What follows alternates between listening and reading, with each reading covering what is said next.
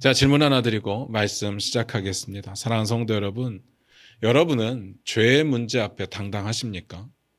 이렇게 물으면 대부분 이렇게 속으로 생각을 하실 겁니다. 세상에 죄의 문제 앞에 당당한 사람이 어디 있겠어? 성경을 조금만 아시는 분이라면 속으로 이렇게 생각하실 수도 있을 겁니다. 성경에 분명히 이렇게 기록하고 있는데 모든 사람이 죄를 범하였음에 하나님의 영광에 이르지 못하더니 의인은 없나니 하나도 없나니. 도대체 죄 앞에 당당할 수 있는 사람이 누가 있을까라고 말씀을 하실 겁니다. 당연히 없죠. 그럼에도 불구하고 저는 죄의 문제 앞에 우리는 당당해져야 된다라고 믿습니다. 이것이 무슨 뜻이냐? 맨날 죄악에 무너지면서 그것이 익숙해져서는 안 된다라고 저는 믿습니다. 어떻게 그렇게 할 수 있을까? 오늘 본문 말씀 같이 보면서 그 이야기 나눠보도록 하겠습니다. 사무엘상 12장 1절입니다. 같이 읽겠습니다. 시작. 사무엘이 온 이스라엘에게 이르되 보라 너희가 내게 한 말을 내가 다 듣고 너희 위에 왕을 세웠더니. 오늘 말씀이 이렇게 시작을 했습니다. 사무엘이 온 이스라엘에게 이르되. 이르다라는 말의 뜻은 뭐 다 아시죠? 말을 했다라는 뜻이잖아요. 사무엘이 온 이스라엘 백성들을 모아놓고 말을 하는 장면이 우리에게는 낯설지는 않습니다. 굉장히 익숙한 장면이기는 합니다. 그렇지만 오늘 사무엘이 어떤 상황 가운데 말을 꺼내고 있는지를 살펴볼 필요가 분명히 있습니다. 주어진 본문을 이해하기 위해서 가장 중요한 게 뭐죠? 전문맥이죠. 지난주에 우리가 이스라엘 백성들하고 암몬 자손들하고 전쟁을 하는 장면을 봤었습니다. 사울이 분노하고 그 분노 가운데 모인 수많은 이스라엘 백성들이 전쟁을 치르는데 암몬 자손들을 새벽같이 들어가서 쳐부쉈던 장면을 봤죠. 이겼습니다. 여기까지가 이제 지난주에 봤던 내용인데 그 다음에 나와 있는 이야기를 안 보고 오늘 본문으로 넘어왔거든요. 이런 내용이 있었습니다. 사무엘상 11장 14절 15절을 한번 찾아보도록 하겠습니다. 사무엘상 11장 14절 15절입니다. 같이 읽겠습니다. 시작. 사무엘이 백성에게 이르되 오라 우리가 길갈로 가서 나라를 새롭게 하자. 모든 백성이 길갈로 가서 거기서 여호와 앞에서 사울을 왕으로 삼고 길갈에서 여호와 앞에 화목제를 드리고 사울과 이스라엘 모든 사람이 거기서 크게 기뻐하니라. 아멘. 전쟁이 끝나자마자 사무엘이 온 이스라엘을 길갈로 불러 모았습니다. 그래서 거기서 화목제를 드리고 온 백성들이 기뻐하는 가운데 사울을 왕으로 세웠습니다. 자, 여기서 중요한 건 뭐냐? 길갈이 나옵니다. 제가 웬만한 장소는요, 늘 이렇게 말씀드렸습니다. 모르셔도 됩니다. 중요하지 않습니다. 라고 말씀을 드렸는데 제가 몇 주 전에도 이 장소는 꼭 기억해 주십시오라고 했던 장면이 있었어요. 장소가 있었습니다. 어딘지 기억나세요? 미스바. 그리고 오늘 본문의 배경이 되는 길갈도 여러분들께 부탁드리고 싶습니다. 이 장면 꼭 기억해 주셨으면 좋겠습니다. 그런데 이 길갈이라고 하는 장소를요, 우리가 이미 엄청 봤었습니다. 여러분 혹시 기억나십니까? 우리가 어디를 볼 때 이 장소가 나왔었을까요? 기억나십니까? 여러분이 잊어주셔서 늘 감사하게 생각하고 있습니다.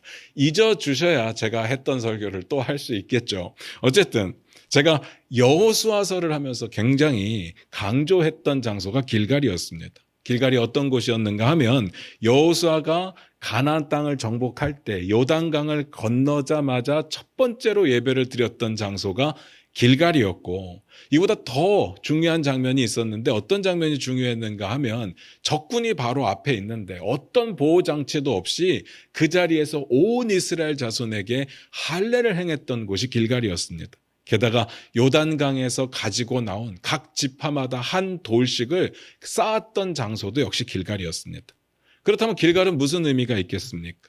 하나님과 이스라엘의 관계가 왕과 백성, 주인과 종의 관계로 분명하게 정립되었던 곳이 길갈입니다. 잘 생각해 보세요. 적군 앞에서 할례를 할 수 있다는 거, 이건 하나님을 전적으로 신뢰하지 않으면 절대로 불가능한 일임을 우리가 알 수 있습니다. 그리고 오늘 바로 그곳에서 왕을 세웠습니다. 무슨 의미겠습니까? 계속해서 우리가 봤던 내용이에요. 계속해서 제가 강조했던 내용입니다. 왕의 제도가 이스라엘의 범죄함으로 시작된 결과지만 그럼에도 불구하고 왕의 제도는 하나님의 주권 아래 있어야 된다라는 뜻이 됩니다. 사무엘이 지금 어떤 마음으로 이 장소에서 말을 꺼내기 시작했는지 느낌이 오실 겁니다. 그런데 또 중요한 게 있습니다. 오늘 이 장면이 사무엘의 마지막 설교라는 겁니다. 왜 마지막인지는 느낌 오실 겁니다. 방금 왕이 세워졌으니까요. 더 이상 사사는 역할이 필요가 없습니다. 공식적으로 사사로서의 역할은 사울이 왕으로 등극하게 되면서 끝이 났습니다. 그러니까 오늘 본문은 사무엘의 마지막 설교입니다. 중요하다는 말씀 굳이 안 드려도 아시겠죠. 성경에서 마지막은 항상 중요합니다. 다시 보겠습니다. 사무엘상 12장 1절만 다시 봅니다. 같이 읽겠습니다. 시작. 사무엘이 온 이스라엘에게 이르되 보라 너희가 내게 한 말을 내가 다 듣고 너희 위에 왕을 세웠더니 너희가 내게 했던 말을 다 듣고 너희의 왕을 세웠다라고 이야기를 합니다. 무슨 말이에요? 간단합니다. 너희의 요구에 따라서 왕을 세워준 거야 라는 뜻입니다. 다 아는 이야기죠. 이스라엘 백성들도 이 부분을 모르지 않습니다. 이스라엘 자신들이 요구한 거니까요. 그리고 우리가 계속해서 봤지만 이스라엘 백성들이 단 한 번도 우리가 왕을 요구했던 게 진심이 아니었습니다. 본심이 아니었습니다. 라고 책임을 회피했던 적이 없었습니다. 그들은 당당하게 요구했습니다. 우리에게 왕이 필요합니다. 그런데 사무엘이 마지막 설교를 하면서 새삼 이 이야기를 왜 또 하는 걸까? 그 이유가 뭘까? 사실 이 말을 하는 게 이번이 처음이 아닙니다. 계속 반복했던 이야기거든요.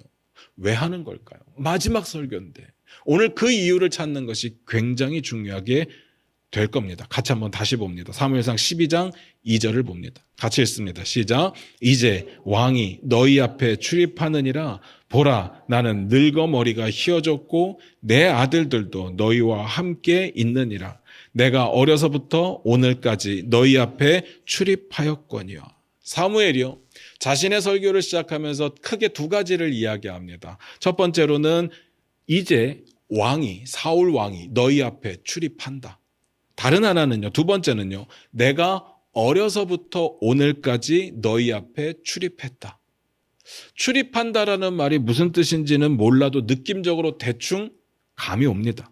지금 사울 왕이 출입하고 있고 사무엘이 출입했던, 지금 과거형이잖아요. 원어를 보면 완료형이거든요. 그러니까 사무엘이 과거에 출입했고 지금은 사무엘에게 그 임무가 끝난 게 뭘까요? 이스라엘을 통치하는 겁니다. 그러니까 결론적으로 내 통치는 이제 끝이 났다라고 선포를 하는 거죠. 여기까지는 어렵지 않습니다. 그런데 사무엘이요. 그 간단한 이야기를 하면서 중간에 이런 이야기를 덧붙입니다. 뭐라고 했습니까? 나는 늙어 머리가 휘어졌고 내 아들들도 너희와 함께 있느니라. 갑자기 이 이야기를 왜 하는 걸까요? 이거 뭔가 어디서 봤던 것 같은 느낌이 들지 않습니까? 이 부분을 분명히 알고 계시다면 이게 마치 사무엘의 서운한 감정을 이야기하는 것처럼 느껴질 수도 있어요. 우리가 이거 8장에서 봤었습니다. 사무엘의 아들들이 재판장의 역할을 하는데 제대로 못하니까 이스라엘의 모든 장로들이 사무엘을 찾아와서 엄청 따지는 장면이 있었습니다. 사무엘상 8장 5절인데 우리 화면 보시면서 같이 읽겠습니다. 같이 읽겠습니다. 시작. 그에게 이르되 보소서 당신은 늙고 당신의 아들들은 당신의 행위를 따르지 아니하니 모든 나라와 같이 우리에게 왕을 세워 우리를 다스리게 하소서 한지라. 딱 이 구절이 오늘 본문에서 보여요. 보이지 않습니까? 당연히 연관성이 있을 겁니다. 다만 이게 우리가 생각하는 것처럼 사적인 감정이 남아있는 거냐 아니면 이렇게 말을 하는 이유가 따로 있는 거냐 이걸 구분하는 건 중요해요. 이 장면 8장 5절을 다시 한 번만 우리가 잘 보시기 바랍니다. 이때 장로들이 이렇게 말을 했어요. 당신의 아들들이 당신의 행위를 따르지 않았습니다. 라고 이야기를 합니다. 이게 무슨 말인가 하면 그들이 지금 사무엘의 사사 직무가 잘 못됐다고 태클을 거는 게 아닙니다. 다시 말해서 당신에게는 불만이 없습니다. 사사로서의 당신에게는 불만이 없습니다. 다만 당신의 아들들이 자격이 없습니다. 라는 뜻이에요. 뭔 말인지 아시겠습니까? 이거 기억해 주셔야 됩니다. 지금 이스라엘 백성들이 사무엘에게는 불만이 없습니다. 라고 이야기를 했습니다. 그리고 나서 사무엘이 자신의 아들들, 그 모자른 아들들, 사람들이 불평했던 그 아들들을 어떻게 처리했는지가 성경에 안 나와요. 그런데 오늘 본문에 이렇게 기록되어 있습니다. 다시 한번 읽어볼게요. 사무엘상 12장 2절입니다. 같이 읽겠습니다. 시작. 이제 왕이 너희 앞에 출입하느니라. 보라, 나는 늙어 머리가 희어졌고 내 아들들도 너희와 함께 있느니라. 내가 어려서부터 오늘까지 너희 앞에 출입하였거니와. 중간에 내 아들들도 뭐라고요? 너희와 함께 있느니라. 이 구절을 가지고 해석이 분분합니다. 많은 사람들이 이렇게도 해석하고 저렇게도 해석을 하는데 저는 문맥상으로 보면 이렇게 보는 게 맞다고 생각해요. 아들들이 사사의 직무를 수행하는 데 문제가 있었기 때문에 내가 그 직책을 해임하고 지금은 너희와 함께 있게 했다로 보는 게 맞습니다. 너희 위에 있다가 아니라 너희와 함께 있다잖아요. 왕을 세울 때는 뭐라고 이야기를 했는가 하면 너희 위에 세웠다라고 이야기를 합니다. 그러니까 지금은요, 그 아들들이 완전히 내려와서 모든 직무를 내려놓고 지금 너희와 똑같이 앉아있지 않느냐라는 이야기입니다. 그렇게 보면 무슨 뜻이 되는가 하면요, 사무엘이 이렇게 말하는 것이 되는 겁니다. 내가 어려서부터 오늘까지 이스라엘을 통치했는데 나이 들고 아들들의 문제가 좀 있기는 했지만 그럼에도 불구하고 나는 아무 문제 없이 아무 탈 없이 통치해 왔다라는 이야기입니다. 그 뜻인 겁니다. 이렇게 봐야 그 다음 연결이 자연스러워져요. 그 다음 볼게요. 사무엘상 12장 3절입니다. 같이 읽겠습니다. 시작. 내가 여기 있나니 여호와 앞과 그의 기름 부음을 받은 자 앞에서 내게 대하여 증언하라. 내가 누구의 소를 빼앗았느냐, 누구의 나귀를 빼앗았느냐, 누구를 속였느냐, 누구를 압제하였느냐, 내 눈을 흐리게 하는 뇌물을 누구의 손에서 받았느냐, 그리하였으면 내가 그것을 너희에게 갚으리라 하니. 잘 보세요. 내가 여기 있다라고 이야기를 합니다. 그리고 여호와 앞과 그의 기름 부음을 받은 자 앞에서 내게 대하여 증언해봐라 라고 이야기합니다. 이 증언이라는 말은요, 전적으로 법적인 용어입니다. 전적으로 법적인 용어입니다. 그러니까 자기 자신을 법정 앞에 세우는 내용이 되는 겁니다. 여러분 기억하실 겁니다. 법정에서는요, 최소 2명의 증인이 필요합니다. 그러니까 자기가 2명의 증인을 소환하겠다는 겁니다. 한 분이 누굽니까? 하나님. 그리고 다른 하나는 방금 왕으로 등극한 사울 왕. 2 증인 앞에서 증인하라라고 합니다. 이 말은 그 앞에서 재판받고 싶다라는 뜻이죠. 물론 하나님 한 분이면 충분합니다. 하나님은 아시면 되죠. 뭐 사울 왕이 왜 굳이 필요하겠습니까? 그런데 법적으로 하려다 보니까 기름 부음을 받았던 자 사울 왕을 증인으로 세웠던 겁니다. 왜 굳이 이걸 법적으로 할까? 하나님 앞에 그냥 서면 되는 거 아닐까 싶지만 이유는 잘 모르겠습니다. 그런데 제가 이 내용을 묵상하면서 느껴지는 의미가 뭔가 하면 자꾸 이스라엘 백성들이 딴소리를 하니까 그들을 법정에 세워서 내가 아무 문제 없었음을 확인하고 싶었던 것 같습니다. 자, 그 다음 뭐라고 했다고요? 증언하라. 증거를 말하라는 건데 쉽게 표현하면 이런 겁니다. 내 사사의 직분의 모든 시간들을 너희가 판단해달라. 평가해달라. 그 뜻입니다. 물론 그냥은 아닙니다. 사사로운 감정으로 하라는 게 아닙니다. 2 증인 앞에서 공식적으로 법적으로 해달라는 겁니다. 더 이상 다른 말 할 수 없게. 그러면서 자신의 리더십에 대해서 평가를 하려면 5가지 항목 가운데 한번 평가를 해봐달라고 이야기를 합니다. 첫 번째, 내가 누구의 소를 빼앗았느냐. 2번째, 내가 누구의 나귀를 빼앗았느냐. 3번째, 내가 누구를 속인 적이 있느냐. 4번째, 내가 누구를 압제한 적이 있느냐. 5번째, 내가 뇌물을 받았던 적이 있느냐. 설명 안 드려도 이 내용이 무슨 말인지는 다 아실 겁니다. 사무엘은 어쨌든 통치자의 입장이었기 때문에 힘을 가지고 있었습니다. 그래서 이렇게 묻는 겁니다. 내가 그 힘을 가지고 하나님의 나라를 위해서 제대로 썼느냐, 아니면 내 사리사욕을 위해서 그 힘을 마음대로 유용해서 썼느냐, 그걸 평가해 달라는 겁니다. 왜 이걸 평가해 달라고 했을까요? 궁금하지 않습니까? 분명히 하나님께서 왕의 제도에 대해서 엄중히 경고하라고 하셨을 때 그 내용이 있었거든요. 다 빼앗아 가는 게 문제였잖아요. 왕이 들어오면 어떻게 한다고요? 너희 아들들을 데려다가 전쟁에 내몰게 될 거고, 너희 아들들을 데려다가 일을 시킬 거고, 너희 딸들을 데려다 왕궁에서 일을 시킬 거고, 너희가 추수하면 빼앗아 갈 거고, 너희 가운데 좋은 게 있으면 내가 다 가질 거야. 그렇게 될 거라고 경고했었습니다. 그런데 사무엘이 물어보는 겁니다. 내가 그랬던 적이 있느냐? 그랬던 적이 있느냐? 그걸 하나님 앞에서, 그리고 사울 왕 앞에서, 두 증인 앞에서 판단해 달라. 그리고 이어서 이렇게 말합니다. 그리하였으면 내가 그것을 너희에게 갚으리라. 이게 뇌물과 연결되었기 때문에 뇌물 받은 게 있으면 갚으리라처럼 보이지만 5가지 다 이야기하는 겁니다. 이 중에 하나라도 그런 게 있으면 내가 갚겠다라는 뜻이 되는 겁니다. 이게 무슨 뜻일까요? 우리가 그냥 보면 진짜로 잘못한 게 드러나면 내가 갚겠다처럼 보일 수 있습니다. 그런데 저는 그런 뜻이 아니라고 봐요. 이게 무슨 뜻이냐? 나는 그랬던 적이 분명히 없다라고 말하고 있는 겁니다. 제가 삭개오 이야기하면서 비슷한 이야기를 드렸었어요. 삭개오가 예수님을 만난 이후에 이렇게 말하는 장면이 있는데 누가복음 19장 8절입니다. 우리 화면 보시면서 같이 읽을게요. 같이 읽겠습니다. 시작. 삭개오가 서서 주께 여짜오되 주여 보시옵소서 내 소유의 절반을 가난한 자들에게 주겠사오며 만일 누구의 것을 속여 빼앗은 일이 있으면 내 갑절이나 갚겠나이다. 신약 성경에 나와 있는 회개하는 사람으로서는 가장 멋있는 장면이죠. 뭐라고 했습니까? 소유의 절반을 가난한 자들에게 주겠대요. 너무 멋있잖아요. 그 다음 뭐라고 했습니까? 제가 누군가의 것을 속여서 빼앗은 것이 있다면 몇 배를 갚겠다고요?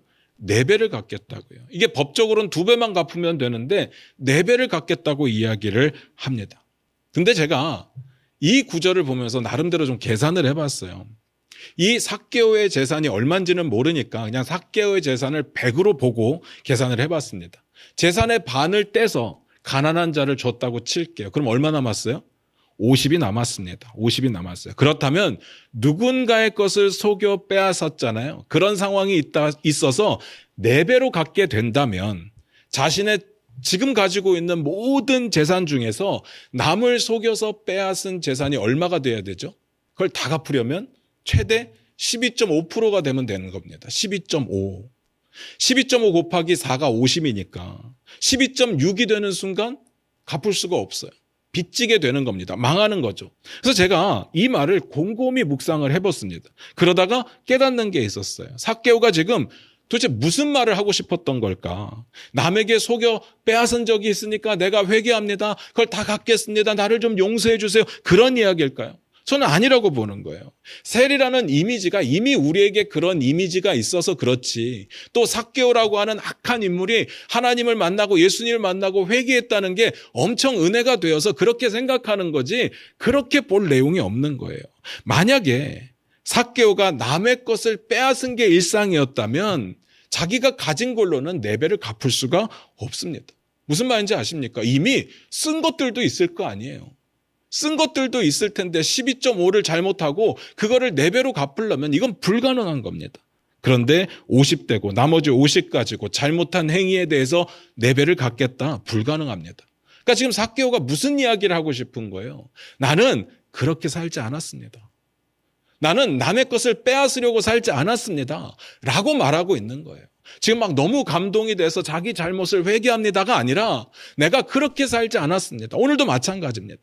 사무엘이 지금 혹시라도 내가 잘못한 게 드러난다면 내가 갚아줄게. 너희 상한 마음을 좀 풀어라. 기분을 좀 풀어라. 그렇게 말하는 게 아닙니다. 나는 그런 적이 없다. 나는 잘못을 한 적이 없다. 그걸 누구 앞에서 이야기하느냐? 하나님 앞에서요. 사울 왕도 있지만 사울 왕은 법적으로 중요한 거지 지금 상황에서 그렇게 중요한 건 아니에요. 하나님 앞에서 그렇게 이야기를 하는 겁니다. 저는 이거 교만은 아니라고 믿습니다. 삶에 대한 확신이죠. 그렇게 열심히 살아왔다는 의미인 겁니다. 이걸 하나님 앞에 말하는데 거짓말로 말할 수 없죠. 교만으로 말할 수가 없습니다. 저는요, 우리에게도 이런 당당함이 필요하다고 믿습니다. 이 이야기는 뒤에 가서 더 말씀드리겠습니다. 그러자 백성들이 이렇게 말을 합니다. 사무엘상 12장 4절입니다. 같이 읽겠습니다. 시작. 그들이 이르되 당신이 우리를 속이지 아니하였고 압제하지 아니하였고 누구의 손에서든지 아무것도 빼앗은 것이 없나이다 하니라. 사람들이 이야기합니다. 백성들이 증언합니다. 없습니다. 당신이 5가지 다 봐도 우리에게 힘으로 무언가를 빼앗아 간 적이 없고 남의 것을 받은 적도 없습니다. 라고 이야기를 합니다. 그 다음 사무엘이 한마디를 덧붙입니다. 사무엘상 12장 5절입니다. 같이 읽겠습니다. 시작. 사무엘이 백성에게 이르되 너희가 내 손에서 아무것도 찾아낸 것이 없음을 여호와께서 너희에게 대하여 증언하시며 그의 기름 부음을 받은 자도 오늘 증언하니라 하니 그들이 이르되 그가 증언하시나이다 하니라. 사무엘이 이제 이렇게 이야기합니다. 하나님도 이걸 증언하시고 사울 왕도 이걸 증언하신다. 뭘요? 내가 이스라엘을 통치하는 그 기간 동안에 잘못한 게 없다는 거. 남의 것을 힘으로 빼앗은 적이 없다는 거. 내 사리사욕을 위해서 일했던 적이 없다는 거. 그러자 그들이 그 부분도 인정을 합니다. 그들이 뭐라고 합니까? 그가 증언하십니다. 이렇게 오늘 본문이 끝이 납니다. 해피엔딩이죠. 중요한 건 왜 갑자기 이 이야기를 하는 걸까 였습니다. 그냥 쉽게 보면 백성들이 자기를 버리고 왕을 세워달라고 한 것에 대한 감정이 조금 남아 있었겠구나, 서운한 감이 좀 있었겠구나라는 생각이 들 수 있어요. 그런데 그건 우리나 그렇죠. 우리나 그렇지 사무엘은 아니었습니다. 사무엘은 아니었습니다. 그 다음 이야기가 이렇게 연결이 되는데 그걸 보면 알 수가 있어요. 사무엘상 12장 6절 7절입니다. 같이 읽겠습니다. 시작. 사무엘이 백성에게 이르되 모세와 아론을 세우시며 너희 조상들을 애굽 땅에서 인도하여 내신 이는 여호와이시니 그런즉 가만히 서 있으라. 여호와께서 너희와 너희 조상들에게 행하신 모든 공의로운 일에 대하여 내가 여호와 앞에서 너희와 담론하니라. 하나님께서 어떻게 너희를 인도하여 내서 구원하셨는지 그리고 어떻게 통치하셨는지를 담론하자. 이번엔 이렇게 이야기합니다. 너희가 앞에 서라. 가만히 서면 내가 담론하겠다. 잘 보세요. 우리의 본문으로 봤던 1절부터 5절은요. 자신의 사사성에 대해서, 사사 직분에 대해서 문제가 있었는지를 봤고요. 지금 방금 읽었던 우리가 다음 주에 보게 될 이 본문에 대해서는 하나님의 구원과 통치의 문제가 없었다는 것을 이야기하고 있습니다. 둘이 연결이 돼요. 그러면 지금 이거는 내가 감정적으로 억울함이 좀 남아있다, 서운함이 남아있다가 될 수가 없습니다. 이건 뭔 내용이겠습니까? 하나님의 통치는 예나 지금이나 아무 문제가 없었다는 것을 확인하는 겁니다. 당연히 하나님의 통치는 문제가 없겠죠. 문제는 사람이잖아요. 하나님을 대신해서 이스라엘 통치했던 사무엘에게 문제가 있으면 있었을 텐데 방금 다 확인했잖아요. 다 인정했잖아요. 당신에게도 문제가 없었습니다. 그렇다면 이건 무슨 의미겠습니까? 이스라엘은 그걸 다 알면서 왕을 요구했던 겁니다. 마치 문제가 있는 것처럼 호들갑을 떨었어요. 사무엘의 통치에 흠이 있는 것처럼, 그래서 왕이 없으면 안 되는 것처럼, 지금 왕을 주시지 않으면 당장이라도 이스라엘이 망할 것처럼 호들갑을 떨면서 왕을 요구했던 겁니다. 그런데 이제 와서 인정하는 겁니다. 사실은 문제가 없었습니다. 그러니까 사무엘의 결론이 뭐겠습니까? 왕을 세우게 된 책임은 오로지 너희의 것들이다 라고 이야기를 합니다. 이게 결론입니다. 그래서 앞에 그 이야기를 한 거예요. 너희의 요구대로 왕을 세워줬다. 이게 결론인데요. 이건 분명히 변하지 않는 결론인데 저는 오늘 사무엘을 좀 봤으면 좋겠어요. 지난주에는 사울을 봤잖아요. 오늘은 사무엘을 좀 봤으면 좋겠습니다. 사무엘의 어떤 면을 봤으면 하는가 하면요. 사무엘이 자신 있게 이렇게 말을 합니다. 나를 판단해달라. 내 사사의 직분을 평가해달라. 내가 뭐라도 하나 잘못한 게 있다면 내가 다 갚겠다. 책임지겠다. 라고 이야기를 합니다. 저는 지도자라면 이 정도 당당함은 있어야 된다고 봅니다.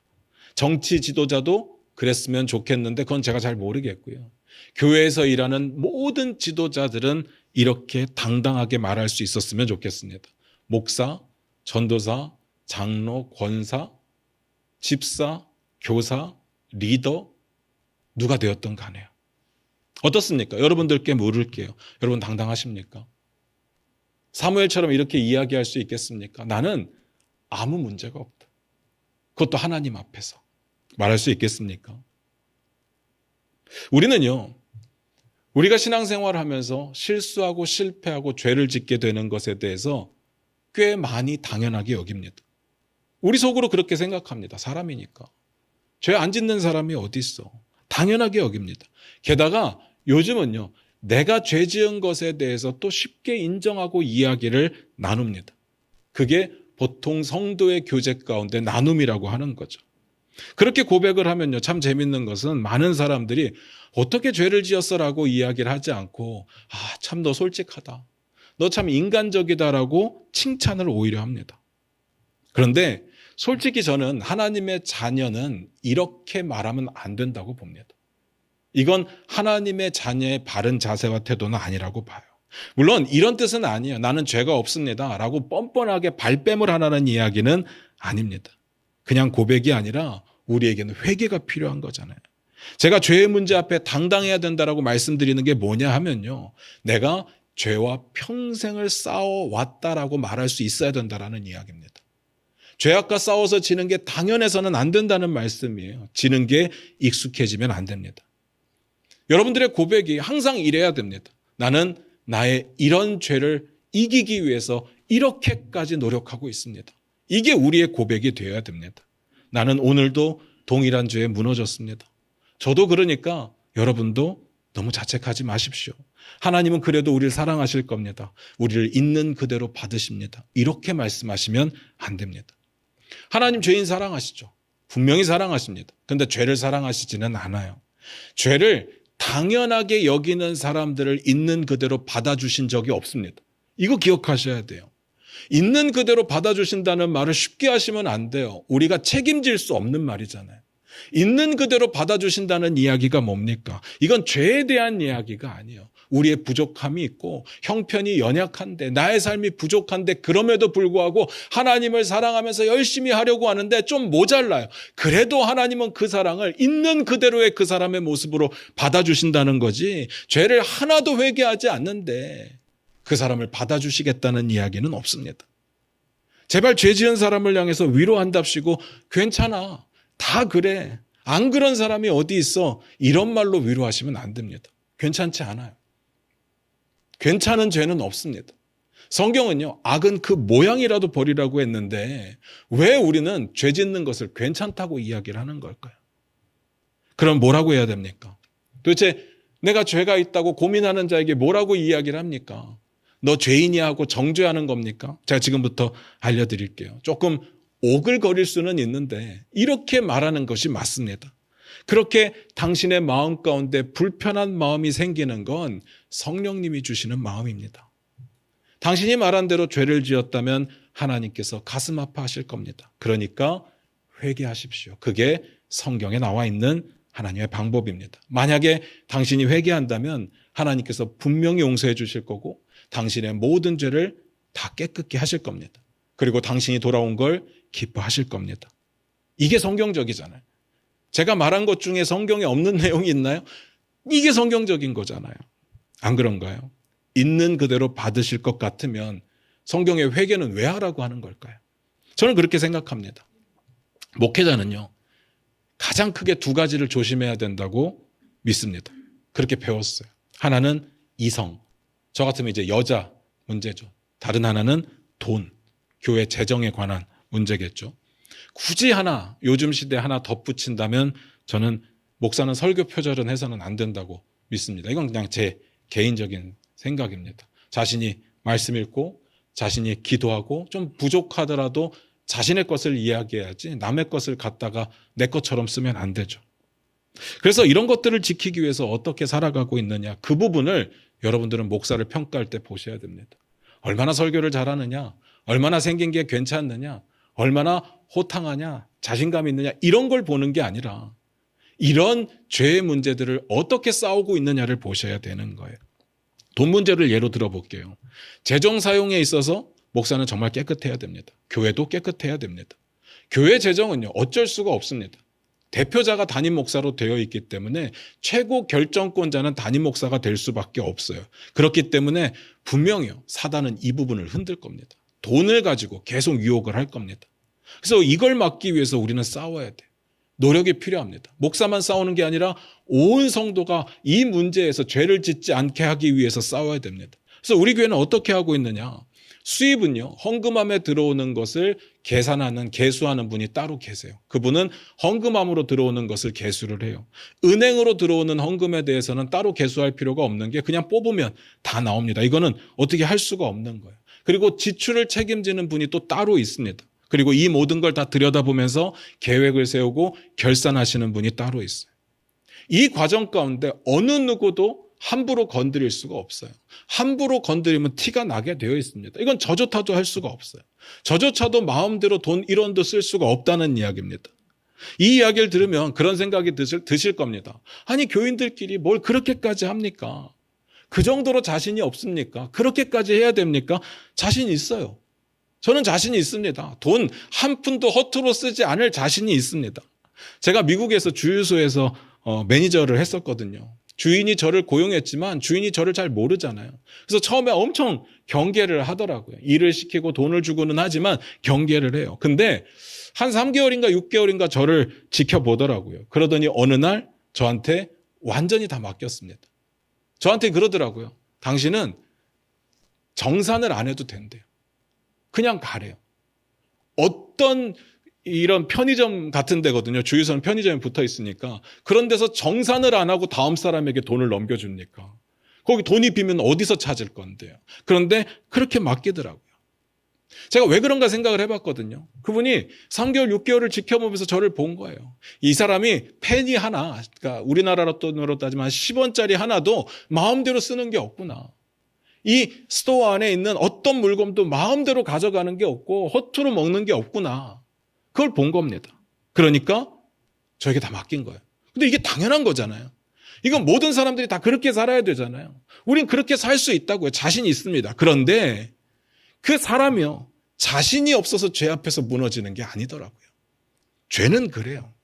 그래서 우리는요, 죄를 이길 수 있는 노력을 끝까지 해야 됩니다. 어떻게든 문제가 생기지 않도록 미연에 장치를 두고 죄와 싸워야 된다고요. 그런데 왜 크리스찬들이 스스로에게 이렇게 당당하지 못하고 그냥 내가 죄인인 것을, 내가 또 실수하고 실패한 것을 그렇게 쉽게 이야기를 할까? 만약에 내가 죄 앞에 당당하다고 이야기를 했다가 혹시라도 실패하면, 혹시라도 그 부분에 죄를 짓는다면 더 창피하니까요. 그 죄에 대한 책임이 더 가중되어 나에게 지워질 것이 느껴지니까요. 그래서 여지를 남겨두는 겁니다. 우리의 삶에 죄를 짓고 피할 구멍을 두고 산다는 이야기입니다. 저 이렇게 반문하고 싶습니다. 죄 짓고요, 드러나서 좀 창피하면 안 될까요? 창피한 게 낫지 않을까요? 예수님께서는요, 아무 죄도 없이 우리 죄를 위해서 갖은 수모를 당하시고 말도 안 되는 십자가에 못 박혀서 죽으셨는데, 내가 죄를 짓고 죄가 드러나서 좀 더 창피한 거, 그거 내가 감당해야 될 부분 아니냐는 거죠.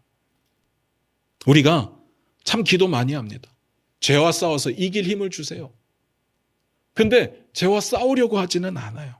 우리가 어떻게 생각하는가 하면요, 이 기도가 응답이 되면 마치 내 어떤 부분에 죄와 싸워서 이길 수 있는 어떤 능력이 장착되는 것처럼 생각합니다. 근데 전 아니라고 봐요. 하나님의 뜻이 죄와 싸우는 겁니다. 성경이 그렇게 말하잖아요. 너희 대적 마귀.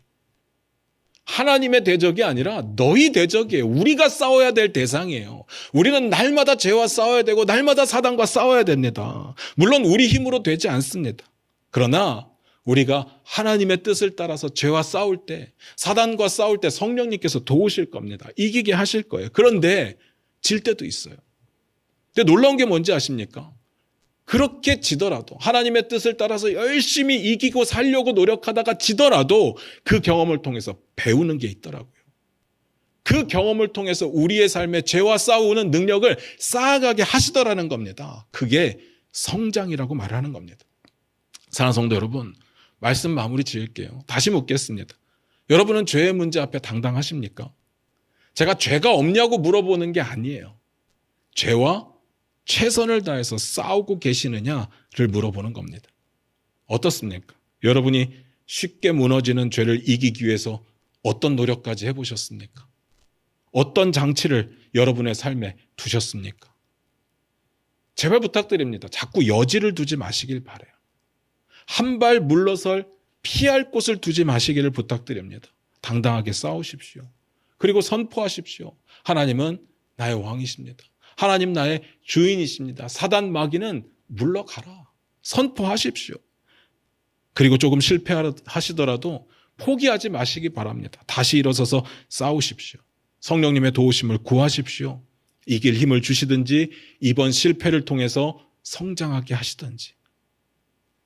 그 과정이 우리 몸 가운데, 우리의 삶 가운데 쌓여가는 것이 훈련이고 저는 신앙생활이라고 믿습니다. 예수님께서 왜 십자가에 못 박혀 죽으셨습니까? 우리 죄 때문에. 아무 죄도 없으신 분이 우리 죄 때문에 죽으셨습니다. 그래서 우리가 겨우 구원을 받은 거예요. 자격이 있어서가 아닙니다. 어떤 공로가 있어서가 아닙니다. 말 그대로 은혜로 구원을 받은 거예요. 그런데 구원받은 우리들이 죄 앞에 또 무너진다. 쉽게 무너진다. 그러면서 날마다 고백은 하나님 사랑합니다. 앞뒤가 너무 맞지 않는 이야기 아닐까요? 마치 이런 거예요. 바람 피운 남편이 아내에게 돌아왔습니다. 용서해달라고 한 번만 빌었어요. 아내가 용서해 줬습니다. 밉지만 그 바람 핀 걸 용서할 수 없지만 그간의 정이 있으니까, 자식들도 있으니까 용서해 줬어요. 그러면 최소한 남편은요, 다시는 바람 피면 안 되는 거예요. 그렇잖아요. 다른 잘못은 하더라도 이건 또 넘어지면 안 되는 겁니다. 그런데 또 넘어져요. 그리고 찾아와서 당신 사랑해 라고 말하는 것과 뭐가 다르냐는 거죠. 우린 죄와 싸워야 됩니다. 삶에서 죄로부터 나를 지킬 수 있도록 노력하셔야 됩니다. 당연히 기도해야 되고, 그리고 성령님의 도우심을 구해야 됩니다. 나를 유혹할 수 있는 것들, 나를 흔들 수 있는 가능성이 조금이라도 있는 것들을 피해야 됩니다. 내가 죄 앞에 이런 부분에 당당하다고 생각하시면 안 돼요. 내가 죄를 이길 수 있다? 나는 죄를 안 지을 수 있다? 이건 당당함이 아닙니다. 이건 교만이에요. 내가 죄를 컨트롤할 수 있다라는 생각은 버리시기 바라요. 다만 나는 평생을 죄와 싸우고 있다. 이 부분에는 당당하셔야 될 줄로 믿습니다. 죄에 대한 당당함은 하나님의 말씀대로 죽을 때까지 싸우겠다라는 뜻입니다. 그런 우리가 되시길 주님의 이름으로 부탁드립니다. 매번 실패하지 마십시오. 지는 게 당연해지지 않았으면 좋겠습니다. 기도하겠습니다. 우리 반주 들으시면서 잠깐 한번 기도했으면 좋겠습니다. 우리는 왜 그렇게 쉽게 무너지는 걸까요? 우리 안에 죄악이, 본성이 남아있어서 그럴 수도 있죠. 여전히 연약하기 때문에 그럴 수도 있습니다. 그런데 저는 한 번 죄를 짓고 안 짓고 보다 더 중요한 건 내 안에 예수의 생명이 가득해서 성령의 충만함이 있어서 내가 죄를 극도로 싫어하고 하나님의 뜻대로 이기고 싶은 마음이 있느냐, 이게 더 중요하지 않겠습니까? 내가 이길 마음이 없어요. 내가 싸울 마음이 없어요. 그런데 죄 안 짓겠다는 노력이 무슨 의미가 있겠습니까? 우리 싸워야 됩니다. 이겨야 돼요. 이게 우리의 삶에 녹아들어야 합니다. 그게 신앙의 훈련이고 그게 신앙의 생활이 되겠죠. 그러기 위해서 우리가 가장 중요하게 여기는 거, 예수로 내 삶이 충만한 삶, 성령이 우리 안에 가득한 삶 살기를 원합니다. 우리 다 같이 그렇게 기도하며 고백하며 나아갑니다. 기도하겠습니다.